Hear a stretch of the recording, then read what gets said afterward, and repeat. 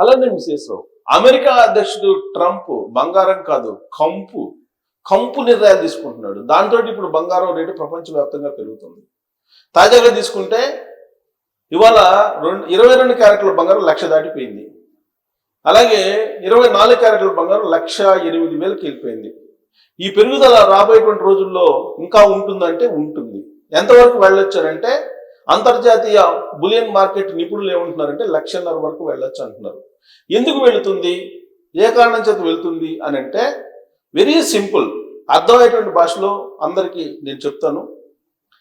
యాక్చువల్గా America fed అంటే మనకి భారత రిజర్వ్ బ్యాంక్ ఎలా ఉంటుందో అలాగే అమెరికాలో కూడా రిజర్వ్ బ్యాంక్ పేరు ఫెడ్ అంటారు.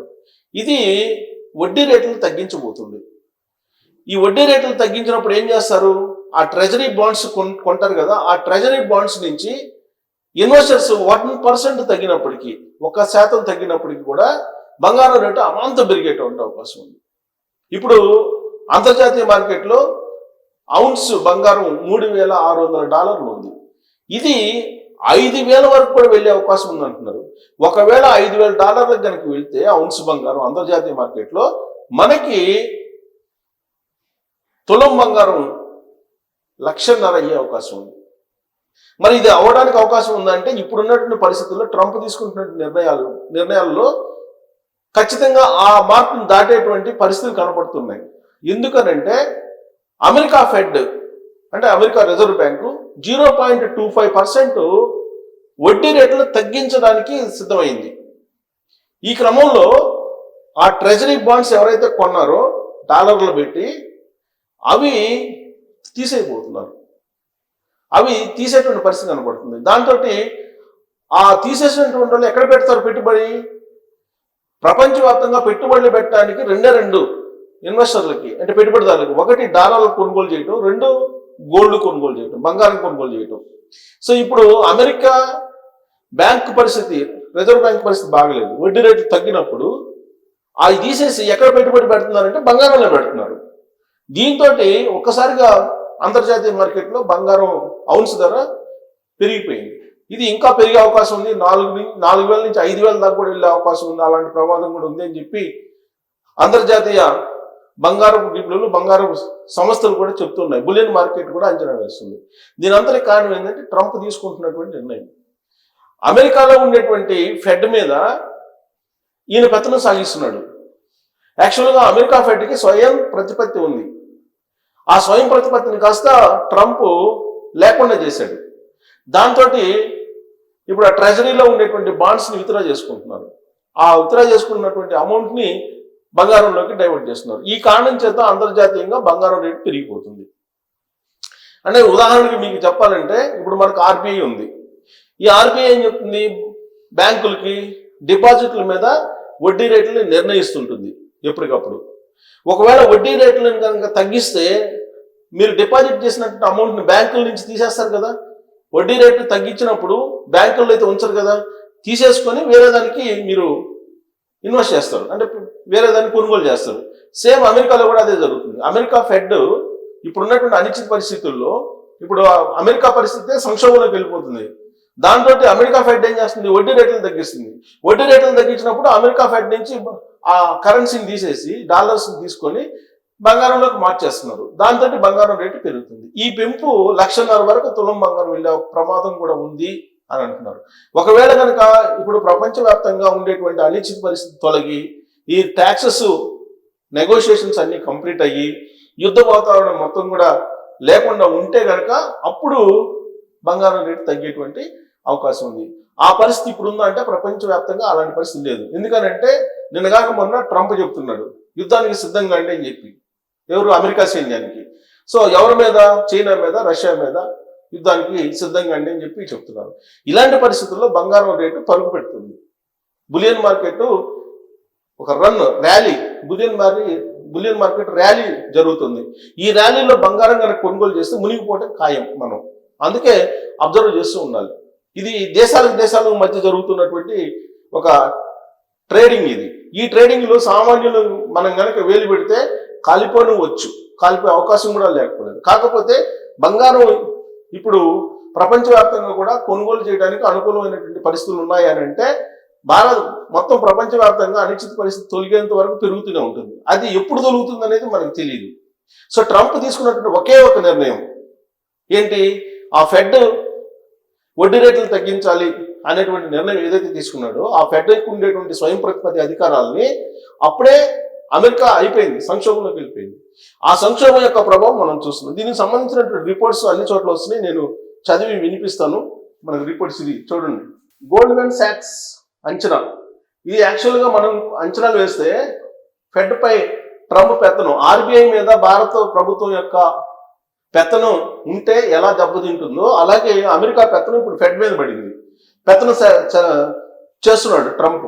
$500 కౌన్స్ బంగారం, అది కనుక వెళితే మాత్రం ఇప్పటి వరకు వెళ్ళలేదు, వెళితే మాత్రం $1,50,000 వస్తుంది అని గోల్డ్మెన్ సాక్స్ అంచనా వేస్తుంది. గోల్డ్మెన్ సాక్స్ అనేది ఎప్పటికప్పుడు అంతర్జాతీయంగా బంగారం దాని మీద అంచనా వేస్తుంది. దేశీయ మార్కెట్లో 10 గ్రాముల పసిడి $1,00,000 చేరే అవకాశం ఉంది.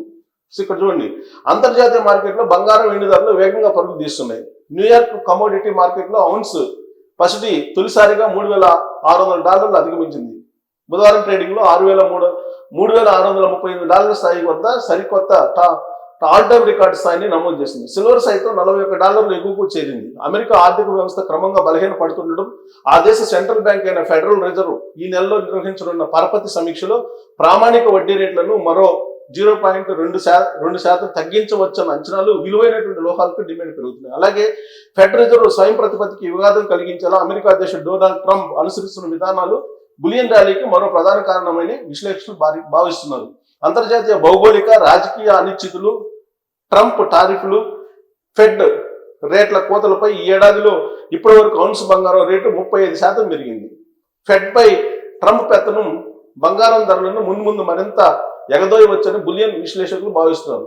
ఫెడ్ స్వయం ప్రతిపత్తికి ప్రమాదం ఏర్పడితే వచ్చే ఏడాది ప్రథమార్థం అంటే 2026 జనవరి ఫిబ్రవరి నాటికి ఔన్స్ గోల్డ్ $4,000 నుంచి $5,000 వరకు ఎగబాగే అవకాశాలు ఉన్నాయి అని చెప్పి అంతర్జాతీయ ఇన్వెస్ట్మెంట్ బ్యాంక్ దిగ్గజం గోల్డ్మన్ సాక్స్ తాజా నివేదికలో అంచనా వేసింది. సో గోల్డ్మన్ సాక్స్ అనేది అంతర్జాతీయ బులియన్ మార్కెట్ అంచనా వేయటంలో ఖచ్చితంగా వేసేటువంటి సంస్థ. అది బ్యాంకింగ్ దిగ్గజం గోల్డ్మన్ సాక్స్ తాజా నివేదికలో అంచనా వేసింది. ఎందుకంటే ఆర్థిక వృద్ధికి దోహదపడేలా వడ్డీ రేట్లను తగ్గించాలని ఫెడ్ రిజర్వ్ పై ట్రంప్ ఒత్తిడి చేస్తున్నారు. తన డిమాండ్ను ఖాతరు చేయకపోవడంతో ఫెడ్ చైర్మన్ జెరోమ్ పావెల్ ను పదవి నుంచి తొలగిస్తానని బెదిరిస్తాడు.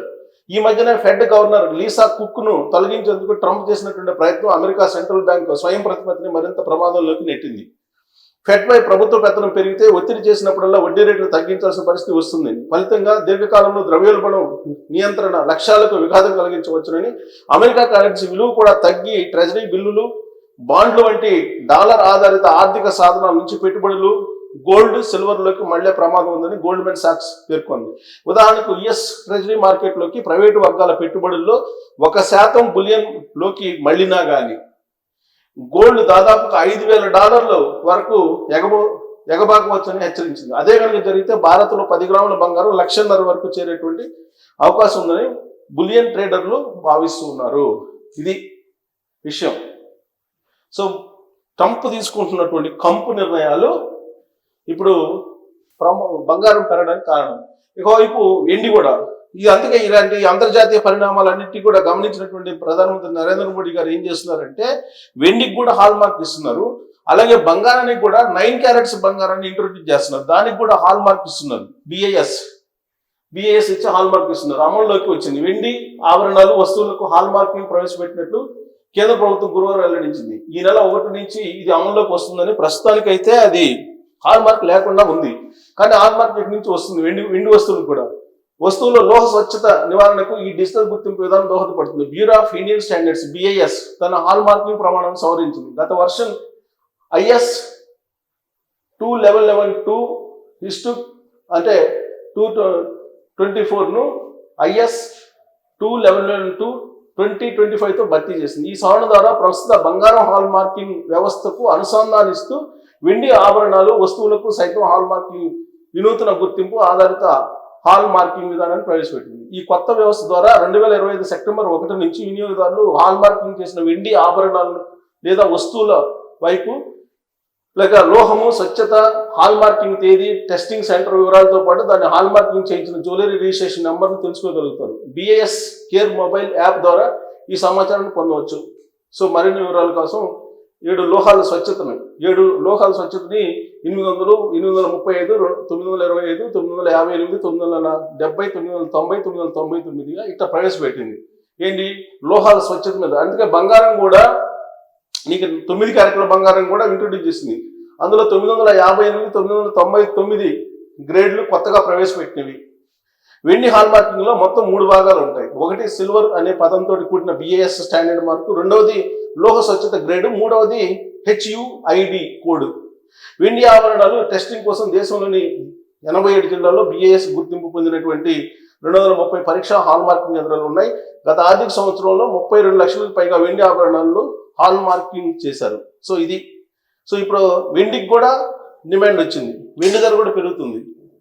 సో దీంతో వెండికి కూడా హాల్ మార్క్ వేస్తున్నారు. బంగారానికి కూడా 24 క్యారెట్లు, 22 క్యారెట్స్, 18 క్యారెట్లు, 14 క్యారెట్లు, ఇప్పుడు 9 క్యారెట్లు వచ్చేసింది. ఈ 9 క్యారెట్ల బంగారం గ్రాము 37,000కి ఇవ్వాలని చెప్పి భారత ప్రభుత్వం నిర్ణయించింది. కారణం ఏంటంటే అంతర్జాతీయంగా ఏర్పడినటువంటి డిమాండ్ కారణంగా బంగారానికి సామాన్యులు, మధ్యతరగతి వాళ్ళు కొనుక్కోలేనటువంటి పరిస్థితి వస్తుంది రాబోయేటువంటి రోజుల్లో. సో వచ్చే జనవరి, ఫిబ్రవరి కల్లా బంగారం 1,50,000 టచ్ అయ్యే అవకాశం ఉంది తులం అనేది అంతర్జాతీయంగా ప్రస్తుతం కనిపిస్తున్నటువంటి పరిస్థితులు. ఇది ఎప్పుడైనా మారచ్చు. ట్రంప్ ఏ నిర్ణయం తీసుకుంటే ఆ నిర్ణయానికి అనుగుణంగా బంగారం రేట్లు ఉండబోతున్నాయి. ప్రస్తుతం కనిపిస్తున్న పరిస్థితులు అయితే 1,50,000 టచ్ అయ్యే అవకాశం ఉంది. బట్ ఇది మాత్రం అంచనా మాత్రమే. ఈలోపు రాజకీయపరమైన అనిశ్చితి తొలగిపోవడం, యుద్ధాలు తొలగిపోవడం ఇవన్నీ జరిగితే బంగారం రేటు తగ్గినా ఆశ్చర్యపోతుంది. సో దీని మీద మీ అభిప్రాయాన్ని తెలియజేసి థ్యాంక్ యూ.